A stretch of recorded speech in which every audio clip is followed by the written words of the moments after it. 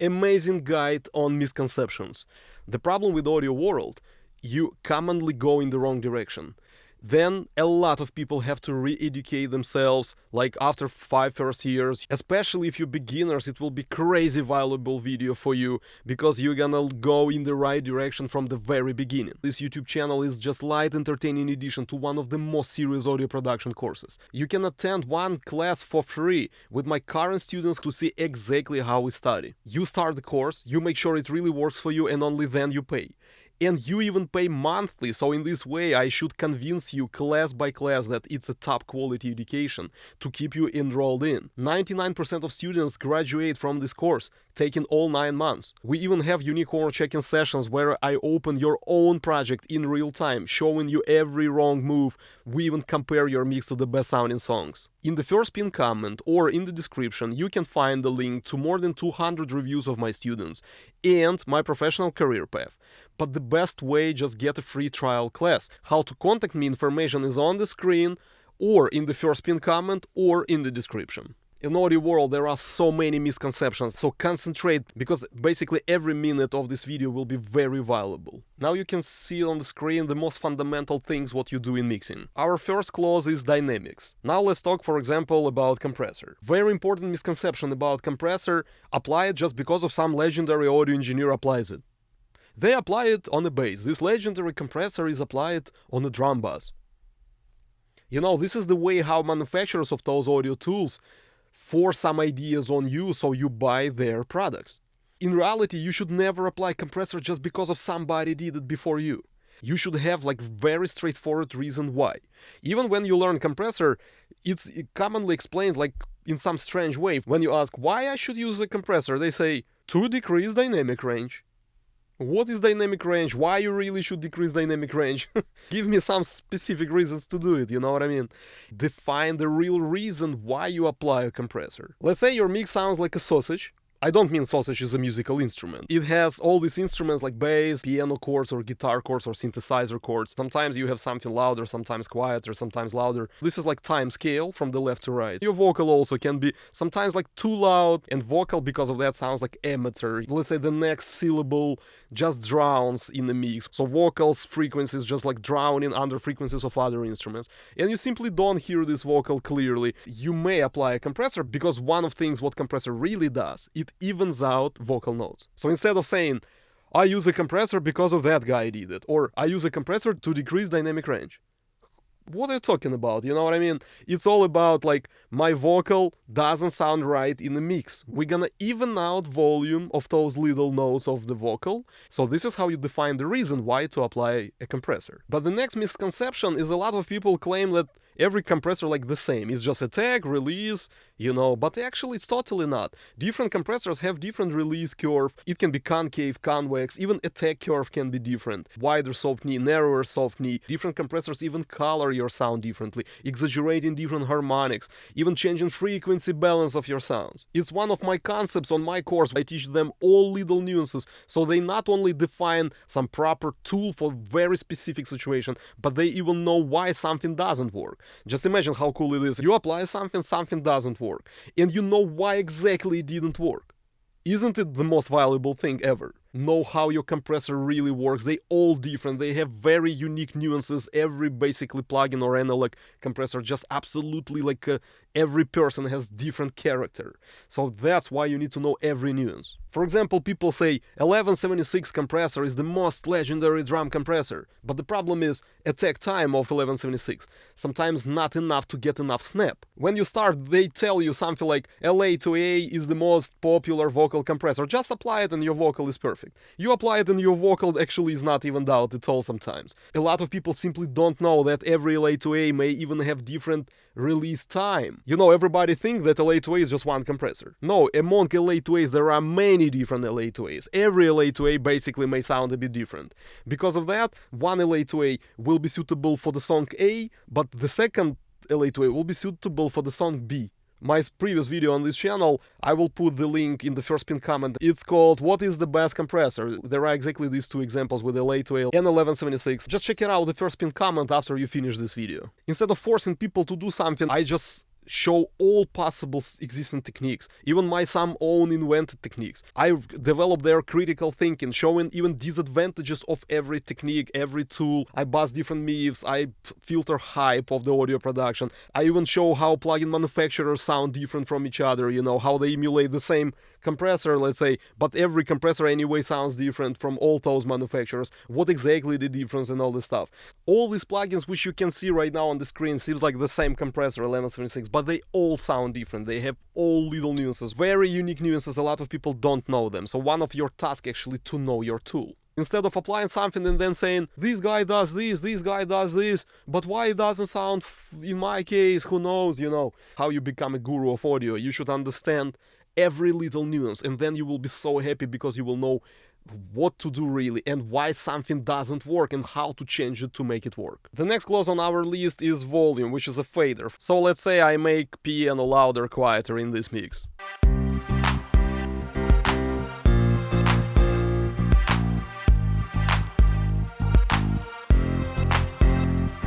A lot of people consider fader is just like louder, quieter, like up to your taste.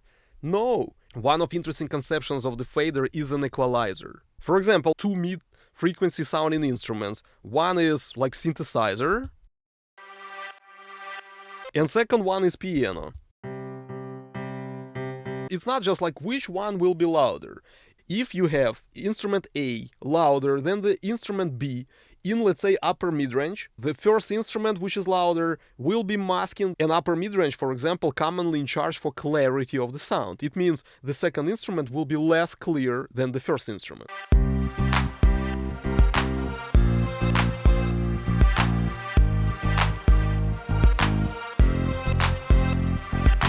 Now let's say I made synthesizer louder than piano. Now you hear much less details of piano. Piano doesn't sound as clear.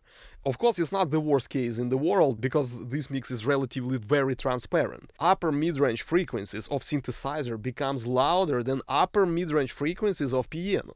That's why it's not just a matter of taste. Actually, it's a matter of clarity. You still hear some sound of piano, but details of piano are lost. 2 kHz, 3 kHz, so basically this area from here to here. Two instruments right now fighting for this little space. So if you make piano louder, piano occupies this space. If you make synthesizer louder, synthesizer will occupy this space. So as you can see, volume is equalizer.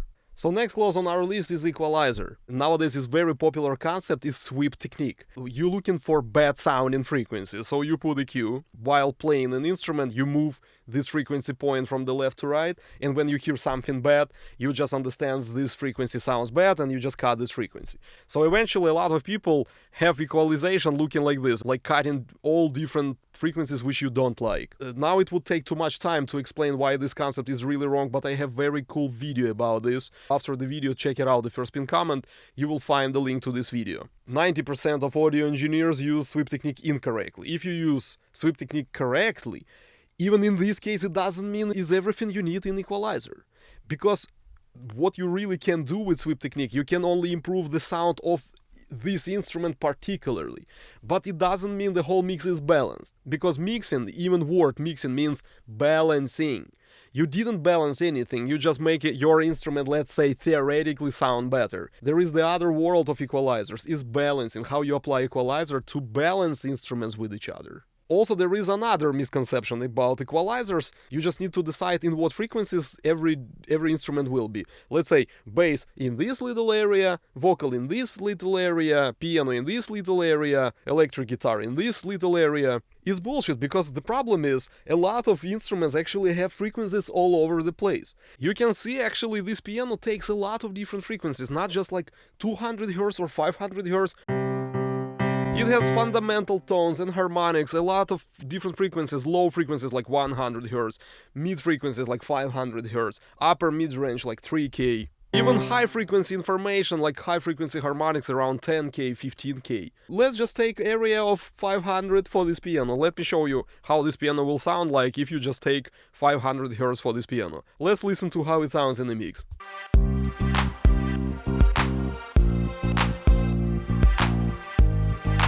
Where is piano, you know what I mean? Okay, maybe it's too quiet, I'm just gonna make it louder. As you can see, piano sounds like very muffled, because all those overtones really matter for the sound of a piano. So you cannot make like bass around like 60 hertz and 100 hertz only, piano just around like from 300 to 500, like kick, snare drum from 1K to 5K. Actually, you have to balance all those instruments in many different frequency ranges. You cannot just cut all those frequencies. Next misconception is to believe like every different DAW, different kind of systems, and they work totally different. In reality, all DAWs based on the same principles like studio production was in 1980s. You have so-called track machine. For example, like over here, as you can see, we have time cursor, which is going from the left to right. So this time cursor reading information from all those tracks, not channels. So you have track of, let's say, synthesizer. You have track of piano. You have track of bass. Then signals from these particular channels go to the second device, which is called mixer. You see all these channels, vertical pipes. Then all the sounds come together to one full pipe. It's called master bus. All sounds come together over there. It's on the right side in my mixer over here. So all instruments go there. In the workspace, you have different editing tools.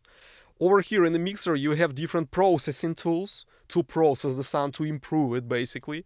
Inserts areas, like first insert, second insert, third, fourth, and I can put plugins just for process, like equalizer. Then I have the other area called sends, which means is the area also has different slots, like send 1, send 2, send 3. I'm gonna be working with send 1. I go here, I select, and I choose FX6. Which is my channel called FX6. Now, imagine it like this. You have piano sound on a piano channel and piano sound on a channel called FX6. I put reverb plugin in insert over here, as you can see, of FX6 channel. This plugin just makes this kind of like reflections from the virtual room. Channel of a piano is just sound of a piano, and channel called FX6 right now is those reflections in virtual room, what real piano would create if you would be in this particular room. And then I blend two sounds to make piano ambient.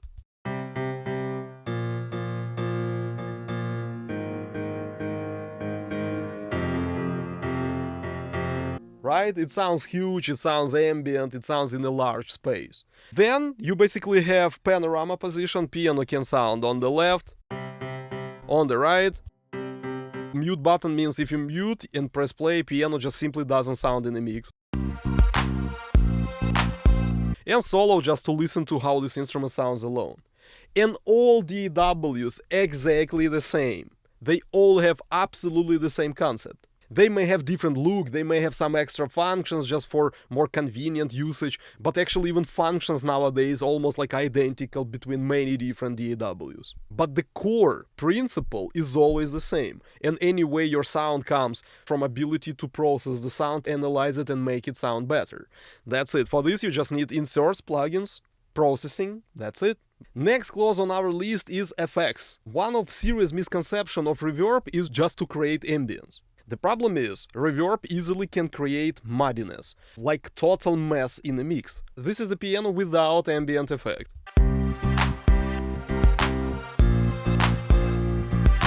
I push volume of ambient effect.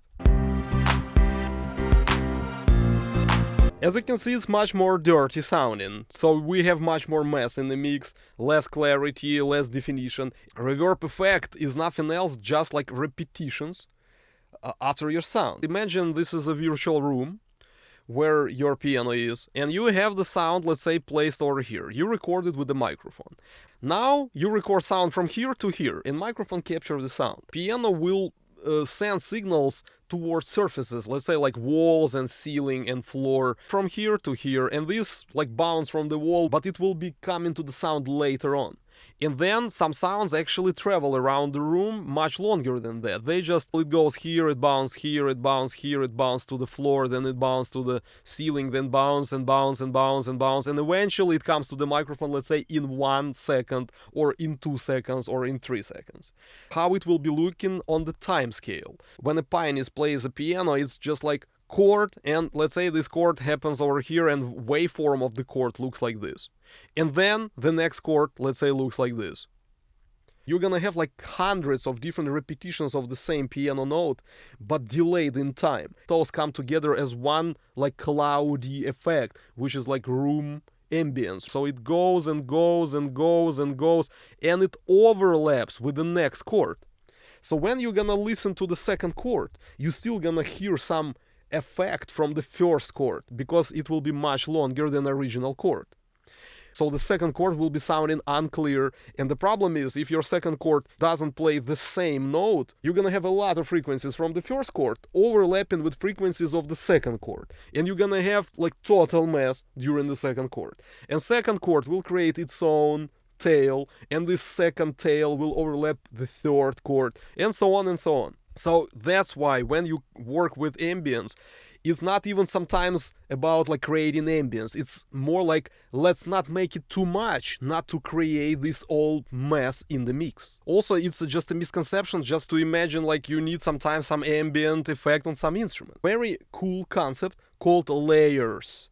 It's like you create different spaces for different instruments, and then you combine those layers. Actually, I created my own system about this, which I teach on my course, and it's really long topics. But anyway, it's a cool thing to understand that sometimes the instruments go to different layers of ambience instead of just like, let's apply just random reverb on some random instrument. And another misconception about reverb. Reverb is not just like one sound. In reality, in the reverb, you have very different little elements to the system. And this system is not just like one sound. You have early reflections and late reflections. We had like green reflection. It's called early reflection. It's loud. It comes very quickly to microphone, or even if you work with synthesizers, it doesn't matter. It will be like virtually imitated, almost like overlapping the main sound. You play chord like bam, and this first reflection almost instantly bam. While blue curve, it's called late reflections, and it may sound totally different. Every surface it hits absorbs some frequencies of the sound. It becomes quieter and differently sounding, and it will be much later, so they don't sound together. You play bam, and these late reflections comes later and like, and now you can even process those things differently. You can place early reflections in different way. You should decide how far away each early reflection is placed from each other, how quickly they fade out, how long your late reflections are, how quickly they build up, and how quickly they decay. And all these things actually may change how your instrument sounds closer to you or further from you. And actually, this is what I teach on my course. Even very nice mixes, even professional mixes, sound like really flat. You have just like wide sound, but no definition, no depth, no placement. Like some instruments can be like closer to you, some instruments can be like further from you. A lot of different nuances come together, and you start to understand how to make some instruments like closer to you, some instruments further from you. So you create almost like 3D sound in stereo music. So as you can see, reverb is not just like, let's make this instrument ambient. The next clause on our list is mastering. Mastering is when you process the whole song like a final touch to your song. And a lot of people really think that it's just like improvements for your mix. You know, like mix is bad by default for some reason, and you need to improve it. You need to make it better, and you do something with EQ, compression, multi-band compression, mid-side EQing, limiter, and dithering, and all this stuff, and for some reason it becomes better. But this misconception falls down instantly if you ask very simple question. What if your mix is already perfect? You know, mixers are not idiots. Those guys already spend a lot of hours.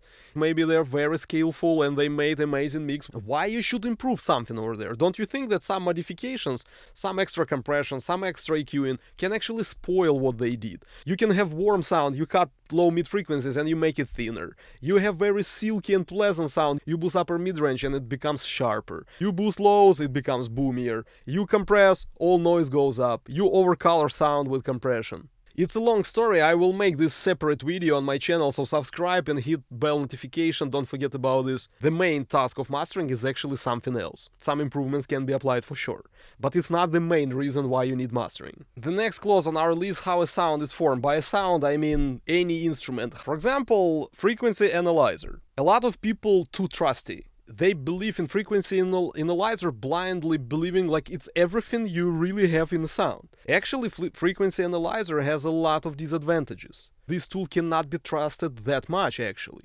You play this piano and you have this frequency balance. The problem is a lot of notes and a lot of different instruments may sound differently in the beginning and in the end. You see only overall frequency picture. You say word mass.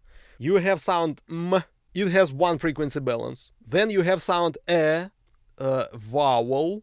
It has totally different tone, it has specific harmonic structure. And then you say sound s, different harmonics, mostly in high frequencies. When you examine your vocal with the frequency analyzer, you see combination of all those overtones at the same time. And imagine at the same time in your mix there is something like bass. And you have this like transient, which is like clicky, sound like t. So it's like t.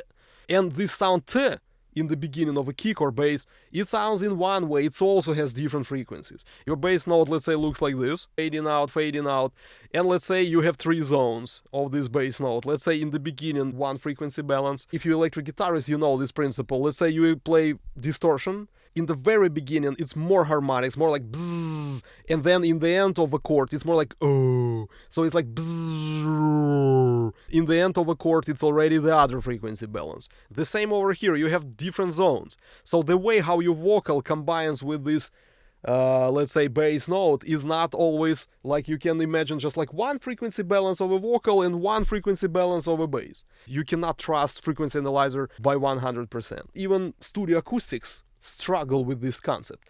For example, nowadays a lot of people claim that frequency balance of your speakers should be evened out, like very flat, right? This concept already questionable because, to be honest, the most popular studio monitors in the history, favorite monitors of the previous generations of audio engineers, let's say like this, like the Yamaha and the Stand style monitors, they don't have flat curve, but for some reason they always were the most popular monitors in professional studios.